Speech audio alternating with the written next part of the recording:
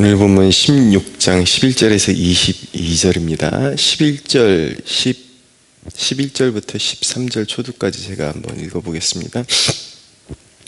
아론은 자기를 위한 속죄제의 수송아지를 들이되 자기 집안을 위하여 속죄하고 자기를 위한 그 속죄제 송아지를 잡고 향로를 가져다가 여호와 앞 제단 위에서 피운 불을 그것에 채우고 또 곱게 간 향기로운 향을 두 손에 채워가지고 휘장 안에 들어가서 여호와 앞에서 분향하여 향연으로 증거계 위 속죄소를 가르게 할지니, 자, 그리하면 그가 죽지 아니할 것이다 라고 말씀합니다. 아론이 자기를 위한 속죄제를 드리는데 제물의 그 피를 가지고 지성소 안으로 들어가게 됩니다.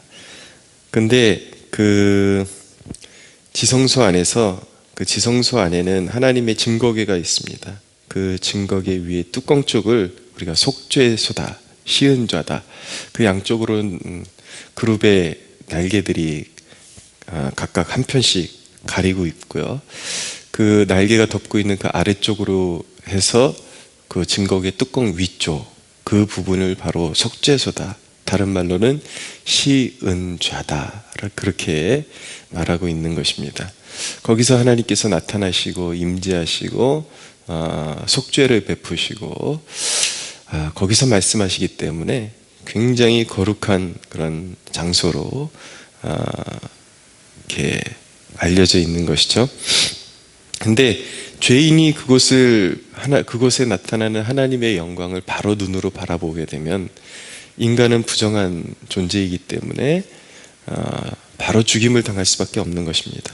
그래서 하나님께서 그곳에 와서 대제사장에게 두 손에 그 향을 이렇게 곱게 간 향기로운 향을 채워가지고 들어와서 그 여호와 앞에서 분향해서 그 향의 연기로 하여금 그 속죄소를 가리게 하셨던 것입니다. 그래서 하나님의 영광을 직접적으로 인간이 눈으로 보는 것을 이렇게 미연에 방지를 해서 대제사장이 죽임을 당하는 것을 방지를 해주셨던 것이죠. 자, 이것은 이런 행위들은 공의로운 심판의 법을 가려주시는 그리스도의 은총의 사역을 상징하는 그런 모습입니다. 그 향기로운 향이 직접적인 하나님의 그 공의로우신 그 모습을 가려주어서 그 심판의 법을 가려주는 것이죠.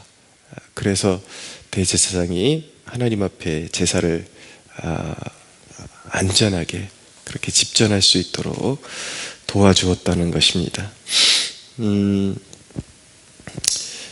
우리가 늘 그리스도와 동행해야 하는 이유, 우리의 있는 모습 그대로는 부정한 자와 같아서 하나님께로 직접 나아갈 수 없기 때문입니다.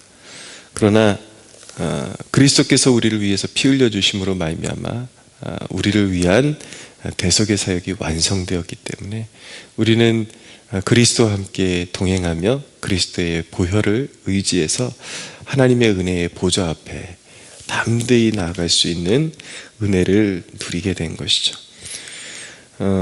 매튜 헨리라는 그 주석가는 전승을 빌어서 이렇게 해설하고 있습니다. 당시에 그 대제사장이 지성소에 들어가면은 앞으로 똑바로 보고 들어갈 수가 없었고 옆걸음을 쳐서 들어가야 했습니다.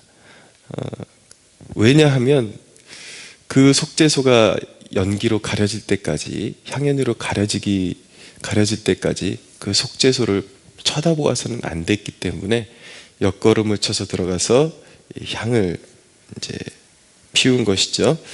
그리고 나올 때에도 고개를 숙이고 뒷걸음으로 나와야만 했습니다. 왜냐하면 하나님 앞에서 등을 보이는 것은 부정한 일이기 때문에 자칫 그 제사를 드릴 때 한순간이라도 하나님 앞에 부정한 모습을 보이면 하나님의 진노가 임할 수 있었기 때문에 삼가 조심하고 또 조심했던 것이죠. 자, 오늘날 이런 그런 어떻게 보면은 번거롭고 이런 그런 굉장히 조심스러운 과정이 우리는 생략된 상태에서 하나님의 은혜의 보좌로 나아가는 그런 은혜를 누리고 있는 것입니다. 전적으로 예수님의 공로 때문에 그것이 가능해진 것이죠. 자, 오늘날의 이런 눈에 보여지는 형식적인 그런 하나님을 경외하는 태도들은 어떤 면에서는 요구받지 않고 있지만, 우리는 그런 은혜를 누릴 때에 생각해 봐야 하는 것이 무엇이냐면, 우리가 너무나도 경외감 없이 나아가는 그 자리가 누군가는 하나님을 섬기기 위해서 죽음을 각오하고 나아갔던 자리였다라는 것을 생각할 때에, 우리는 무언가를 받아 누릴 때에 그것에 대한 고마움을 생략한 채 너무나도 쉬운 태도로, 너무나도 개념 없는 태도로 하나님을 섬기곤 한다라는 것입니다. 우리가 생각할 때 우리에게 이런 번거로운 과정, 절차, 이런 것들은 요구받지 않지만, 우리 안에 하나님을 경외할 때, 그렇지 않습니까? 부모가 너무나도 힘들어 벌어놓은 돈을 가지고 용돈을 쓸 때에 자식은 그것을 너무나도 철없이, 너무나도 무가치하게 소진해버릴 수가 있지만, 철이 들수록 부모가 이 돈을 벌기 위해서 얼마나 정말 땀 흘리고 수고하고, 그리고 그 마음의 고통을 인내하고 참아가면서 그 한 푼 한 푼을 벌어서 자기에게 용돈을 준 것인지, 그게 깨달아지는, 그렇게 철이 든다면 똑같이 용돈을 사용해도 거기에는 기쁨이 있겠지만, 그 마음, 쓰는 마음의 자세, 그리고 그 재정을 집행하는 그런 태도들, 그리고 항목들이 많이 변화되고 달라질 것입니다. 그것처럼 우리가 누리고 있는 은혜에 대한 그런 본연의 뜻과, 그리고 그것을 위해서 예수님께서 어떤 희생을 치르셨고, 그리고 예수님이 오시기 전에 그 믿음의 우리의 선조들이 어떤 그런 희생과 얼마나 조심하는 그런 마인드를 가지고 섬겨야 하는 자리가 바로 예배의 자리였는지, 하나님을 섬기는 자리인지 우리가 조금이라도 깨달을 수 있다면, 우리가 신앙하는 태도, 너무나도 가볍고 천박한 태도들이 많이 수정되고 보완되고 고쳐질 수 있을 것입니다. 이하 9절에 보면 그렇게 이제 그런 과정을 거쳐서 지성소를 위해서, 그리고 회막을 위해서, 그리고 제단을 위한 속죄제의 그 제사를 차례로 이게 드렸다라는 것을 알게 됩니다. 그리고 이제 20절 이하에 가면은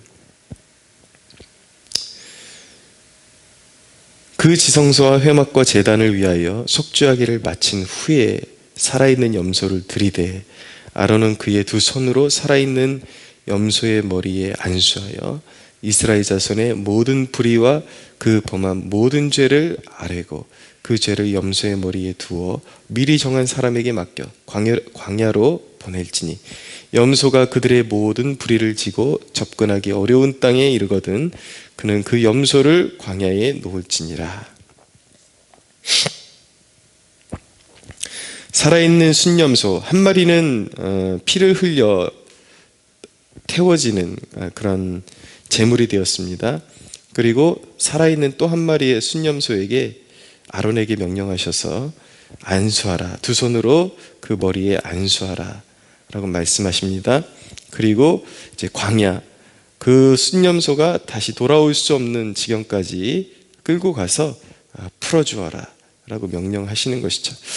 이것은 순염소가 이스라엘의 그 죄가를 짊어지고 이제 멀리 떠나가는 모습을 이제 보여주고 있는 것입니다. 바로 하나님께서 이 대속죄일에 이 대제사장의 제사를 통해서 이스라엘 백성 가운데 만연해 있는 죄악의 짐을 지고 떠나갔음을 의미하는 것이고, 이제 이스라엘에게서 그 모든 죄책과 죄가가 떠나갔음을 의미하는 것입니다. 그래서 이 제사를 통해서 이스라엘 백성들과 하나님 사이에 그런 관계의 문이 다시 활짝 열리고 이스라엘 백성들이 하나님께로 나아갈 수 있는 길을 열어주셨던 것이죠. 자, 이러한 제사의 모형들은 예수 그리스도의 그런 완전한 구속사역의 모형을 보여주고 있는 것입니다. 비록 그것은 구약시대의 모형에 지나지 않았지만 하나님은 은혜롭고 자비하셔서 어느 시대이든지 하나님께서 항상 하나님의 백성들에게 하나님의 백성들이 죄로 얼룩져갈 때에 회복의 문을 활짝 열어두셨다라는 것을 보여주고 있습니다. 우리의 죄를 깨달을수록 죄의 그 파괴력을 깨달을수록 이 회개의 문이 열려 있다라는 것이 얼마나 큰 축복인지 새삼새삼 깨닫게 되는 것입니다. 첫째로 회개는 용서의 하나님의 용서를 입는 문인 것입니다. 하나님의 용서가 임하는 문이 되는 것입니다.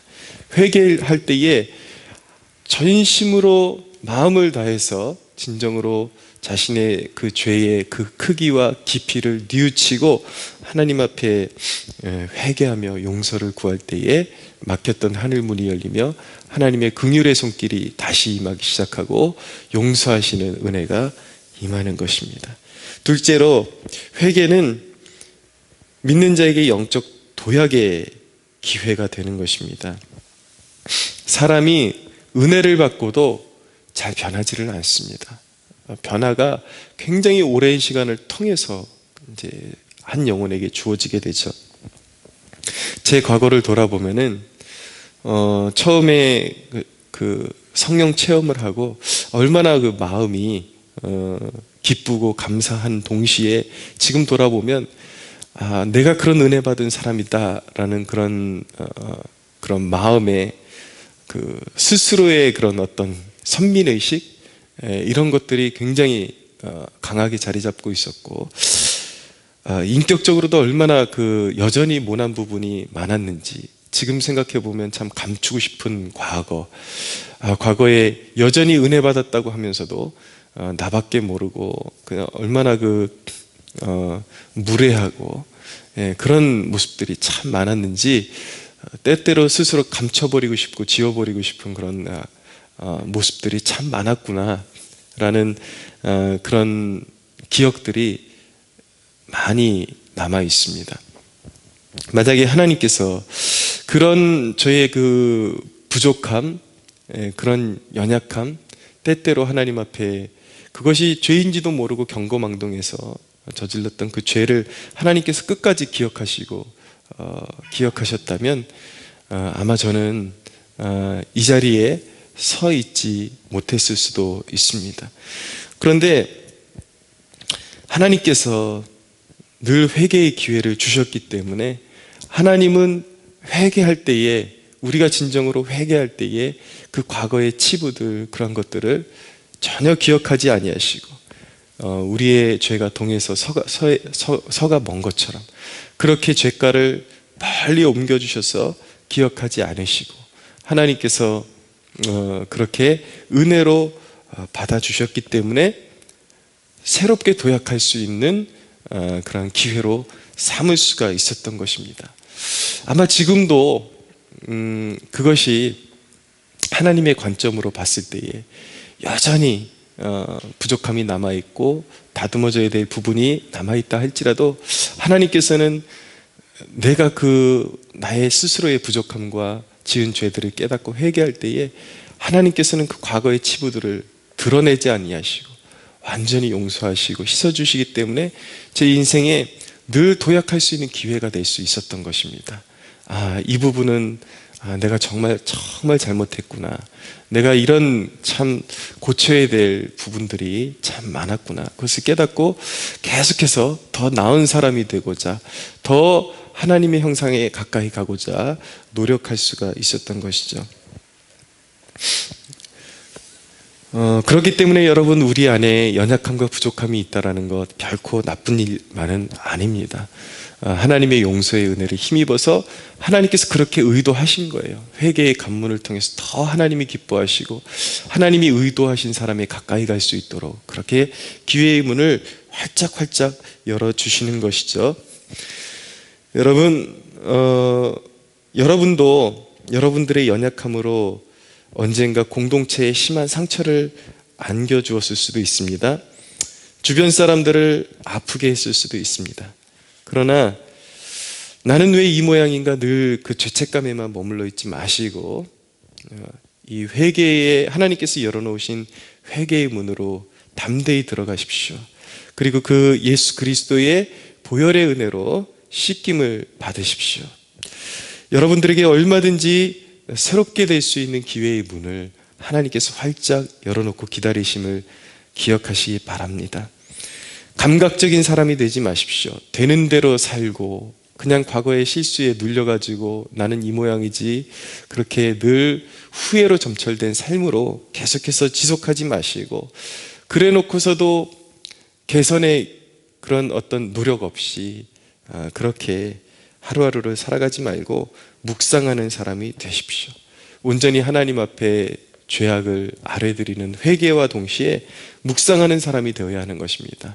하나님의 말씀을 묵상하고 또 자기 자신의 나는 어떤 사람이 되어야 하는가, 나는 내 실수를 통해서 과거의 행적을 하나님 앞에 내려놓고 이제는 어떤 사람으로 도약해야 되는가, 날마다 묵상하는 사람이 되어서 하루하루 더욱더 하나님이 기뻐하시는 사람으로 가까이 나아가는, 하나님이 기뻐하시는 사람으로 도약하고 빚어지는 그런 축복을 누리시기를 예수 그리스도의 이름으로 소망합니다.